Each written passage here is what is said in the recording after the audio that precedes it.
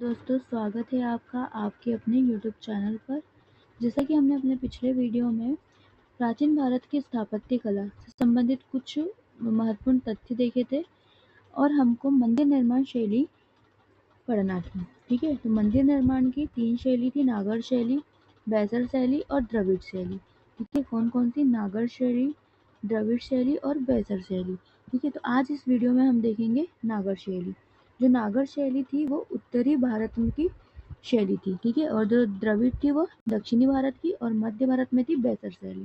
जो बैसर शैली है वो नागर शैली और द्रविड़ शैली दोनों का संयुक्त मिश्रण या रूप थी। ठीक है, तो हम देखेंगे अब नागर शैली। नागर शैली को अन्य किस नाम से जाना जाता है? तो आर्य शैली के नाम से जाना जाता है। ठीक है, इसे भी याद रखिएगा कि नागर शैली को अन्य किस नाम से जाना जाता है? तो आर्य शैली या उदीच्य शैली के नाम से जाना जाता है। नागर मंदिर निर्माण शैली किस भारतीय परिक्षेत्र में अधिकांशतः प्रचलित थी? उत्तर भारत में। कहाँ से कहाँ तक? हिमालय से नर्मदा तक। नागर शैली की विशिष्ट उपशैली भूमिज शैली का विकास कहाँ हुआ था? तो महाराष्ट्र में हुआ था। और महाराष्ट्र में किस नाम से जानी जाती थी? तो हेमाड़ पंथी के नाम से प्रसिद्ध थी। एक और क्वेश्चन यहाँ पर याद रखिएगा कि जो परमार वंश के शासक है उन्होंने भी नागर शैली की भूमिज शैली में ही क्या किए थे? मंदिरों का निर्माण किया था। तो भूमिज शैली हमारे यहाँ के परमार वंश से संबंधित है। ठीक है, ये क्या है? नागर शैली की एक उप शैली है। इसका विकास महाराष्ट्र में हुआ था हेमाड़ पंथी नाम से। नेक्स्ट, खजुराहो मंदिर समूह में कितने मंदिरों का उल्लेख है? 85। किसने बनाए थे? चंदेल शासकों के द्वारा। ठीक है, नेक्स्ट, खजुराहो मंदिर समूह में किस धर्म से संबंधित मंदिरों के साक्ष्य मिलता है हमको? कौन कौन से धर्म से संबंधित? तो हम जानते हैं कि हिंदू और जैन धर्म से संबंधित। ठीक है, और हिंदू धर्म में वैष्णव, शैव, शाक्त। ठीक है, और जैन धर्म से संबंधित मंदिर मिलते हैं। और सभी जानते हैं जैन धर्म के मंदिर ढंग देव के द्वारा बनाए गए थे। जैसे आदिनाथ मंदिर, पार्श्वनाथ मंदिर का निर्माण ढंग देव के द्वारा किया गया था। आगे देखते हैं, खजुराहो का मातंगेश्वर मंदिर किस देवता को समर्पित है? तो शिव को समर्पित है। ठीक है, तो ये क्वेश्चन आया था हमारा एमपीपीएससी प्रीलिम्स 2023 में कि मतंगेश्वर मंदिर कहाँ है? तो खजुराहो में है। इसको राष्ट्रीय विरासत स्मारक भी घोषित किया गया है। किस मंदिर को काला पेगोडा कहा जाता है? तो कोणार्क का सूर्य मंदिर को काला पेगोडा कहा जाता है। खजुराहो में कौन से मंदिर शानदार शैली के मंदिर है? तो शानदार शैली का मंदिर है लक्ष्मण मंदिर और पार्श्वनाथ मंदिर। ये दोनों मंदिर शानदार शैली के हैं। तो याद रखिएगा, शानदार शैली के मंदिर लक्ष्मण मंदिर और पार्श्व मंदिर। जगमोहन उड़ीसा के मंदिरों को मंदिर के किस भाग को जगमोहन कहते थे उड़ीसा में? तो मंडप को क्या कहते थे? जगमोहन कहते थे। कहाँ कहते थे? उड़ीसा में। माउंट आबू में दिलवाड़ा मंदिर किसने बनाए थे? माउंट आबू के दिलवाड़ा मंदिर सोलंकी यानी गुजरात के चालुक्य या सोलंकी वंश के शासकों द्वारा बनाए गए थे। और किससे संबंधित थे? तो जैन धर्म से संबंधित थे। कंदरिया महादेव मंदिर का निर्माण चंदेल के द्वारा। चंदेल में भी किसने? विद्याधर ने कराया था। ठीक है, विश्व प्रसिद्ध खजुराहो के विश्व प्रसिद्ध मंदिरों का निर्माण किसने कराया? चंदेलों ने। कब से कब तक? 950 से 1050 ईस्वी के मध्य। कितने मंदिर बनाए थे? 85। नागर शैली में निर्मित प्रमुख मंदिर देखेंगे। कंदरिया सभी जानते हैं खजुराहो, सूर्य मंदिर कोणार्क में, लक्ष्मण मंदिर खजुराहो में जो शानदार पद्धति शैली पर आधारित है, जगन्नाथ मंदिर पूरी उड़ीसा में, सूर्य मंदिर मोढेरा में। देखो, सूर्य मंदिर एक उड़ीसा में है, एक मोढेरा गुजरात में है। लिंगराज मंदिर भुवनेश्वर उड़ीसा में, खजुराहो समूह के मंदिर छतरपुर में, मतंगेश्वर खजुराहो में, चतुर्भुज मंदिर खजुराहो में, पार्श्वनाथ खजुराहो में, दिलवाड़ा माउंट आबू में। माउंट आबू के मंदिर किसने बनाए? सोलंकी शासकों ने। खजुराहो का चित्रगुप्त मंदिर किस देवता को समर्पित है? तो सूर्य को। ठीक है, चतुष्पाद शिव प्रतिमा कहाँ से प्राप्त हुई है? तो चतुष्पाद शिव प्रतिमा खजुराहो से प्राप्त हुई है। भीतरगांव का ईंटों का मंदिर एक ख्याति प्राप्त गुप्त स्मारक है। कौन सा स्थापत्य का लक्षण यहाँ पाया जाता है? तो हमने पहले भी पढ़ा था, यथार्थ मेहराबों का प्रयोग। कौन सा एक नगर मध्यकाल में दक्षिण भारत में धातु जड़ाई कला के लिए विख्यात था? धातु जुड़ाई कला के लिए विख्यात था, तो वो था तंजौर। नागर शैली के स्थापत्य का उत्कृष्ट उदाहरण कौन सा है? नागर शैली का उत्कृष्ट उदाहरण है लिंगराज मंदिर भुवनेश्वर, इंपॉर्टेंट है, याद रखिएगा। लिंगराज मंदिर कहाँ पर? भुवनेश्वर में। संगमरमर की सर्वोत्तम नक्काशी के लिए प्रसिद्ध मंदिर? दिलवाड़ा का मंदिर। किसने बनाए थे? सोलंकी शासकों ने। कौन सा राज्य जैन धर्म को मानने वाले तथा जैन मंदिरों का निर्माण करने वाले धनाढ़ व्यापारियों के लिए विख्यात था? तो चालुक्य। ठीक है। कौन सा स्थान सूर्य मंदिर के लिए विख्यात है? सूर्य मंदिर कहाँ कहाँ पर है? तो मंदसौर में। मूल स्थान कोणार्क और मोढेरा में। ठीक है, तो इसको याद रखिएगा। मंदसौर, मूल स्थान मोढेरा और कोणार्क। ग्वालियर में स्थित किस मंदिर का शिखर द्रविड़ शैली में है? तो ग्वालियर में स्थित तेली का मंदिर जिसका शिखर कैसा है? द्रविड़ शैली में।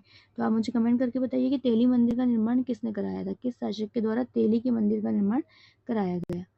आगे देखते हैं। कोणार्क का प्रसिद्ध सूर्य मंदिर का निर्माण किसने कराया? कोणार्क के सूर्य मंदिर का निर्माण नरसिंह प्रथम ने कराया है। कोणार्क के सूर्य मंदिर का निर्माण नरसिंह प्रथम ने कराया है। देवगढ़ का मंदिर किस काल में बना? गुप्त काल में। किस शैली पर है? तो पंचायतन शैली पर है। क्लासिक शब्द किस कला के लिए प्रयुक्त होता है? तो क्लासिक शब्द गुप्त कला के लिए प्रसिद्ध होता है। क्लासिक शब्द गुप्त कला के लिए प्रसिद्ध होता है। मंदिर निर्माण वास्तुकला का भव्य स्वरूप अब पूर्ण रूप से विकसित हुआ था। कब विकसित हुआ था? तो 8वीं शताब्दी से। पंचायतन प्रकृति के मंदिर का प्राचीनतम उदाहरण? दशावतार देवगढ़ मंदिर। दिलवाड़ा का विमल शाही मंदिर किसे समर्पित है? तो आदिनाथ जी को। ठीक है, जैनों के प्रथम तीर्थंकर आदिनाथ को समर्पित है।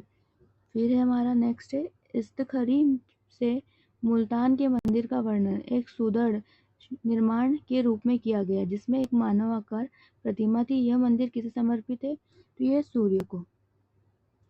चित्रकारी की कोटा शैली कौन सी शैली? चित्रकारी की कोटा शैली का महान आश्रयदाता कौन था? तो किशनगढ़ शैली। किसकी? कोटा शैली जो है वो चित्रकारी की किशनगढ़ की शैली से संबंधित है। हिंदू देवी देवताओं को समर्पित सबसे पूर्व मंदिर किस काल में बना था? तो गुप्त शासन काल में। चंदेल शासकों को किस स्थान पर निर्मित भव्य मंदिरों का श्रेय दिया जाता है? तो खजुराहो के। माउंट आबू के दिलवाड़ा मंदिर किस स्थापत्य कला के लिए उच्च कोटि के नमूने हैं? तो जैन स्थापत्य कला के। ठीक है, चालुक्य सोलंकी शासकों के द्वारा बनाए गए थे। वराह भगवान का मंदिर कहाँ स्थित है? तो एटा कासगंज उत्तर प्रदेश में वराह भगवान का मंदिर। श्रृंगी ऋषि का मंदिर कहाँ अवस्थित है? तो फारुखाबाद यूपी में श्रृंगी ऋषि का मंदिर। भुवनेश्वर पुरी के मंदिर किस शैली में? तो नागर शैली में। और नागर शैली का उत्कृष्ट उदाहरण है लिंगराज मंदिर। ठीक है, वो भी उड़ीसा में। कौन सा पर्यटन स्थल मूर्तिकला का तीर्थ कहलाता है? तो खजुराहो। खजुराहो को मूर्तिकला का तीर्थ कहते हैं। और वासुदेव शरण अग्रवाल ने शिल्पकला का तीर्थ किसे कहा है? तो देवगढ़ दशावतार मंदिर को। ठीक है। जगन्नाथ मंदिर किस राज्य में स्थित है? उड़ीसा में। गोविंद महल जो हिंदू वास्तुकला का अप्रतिम उदाहरण है, गोविंद महल कहाँ पर है? दतिया में। भारत में सबसे प्राचीन विहार कौन सा है? नालंदा विहार। गांधार शैली की मूर्तिकला में बुद्ध का सारनाथ में हुए प्रथम धर्म उपदेश संबंधित जो प्रवचन मुद्रा है उसका नाम क्या था? धर्मचक्र मुद्रा। सोनगिरी ऐतिहासिक दिगंबर जैन तीर्थ स्थल है। कहाँ स्थित है ये मध्य प्रदेश में। सोनगिरी कहाँ पर? मध्य प्रदेश के दतिया में। भोजशाला मंदिर की अधिष्ठात्री देवी किसे माना जाता है? सभी जानते हैं, भगवती सरस्वती को। और इसका निर्माण किसने कराया था? हमारे राजा भोज ने। राजस्थान का प्राचीनतम पंचायतन शैली का मंदिर किसे माना जाता है?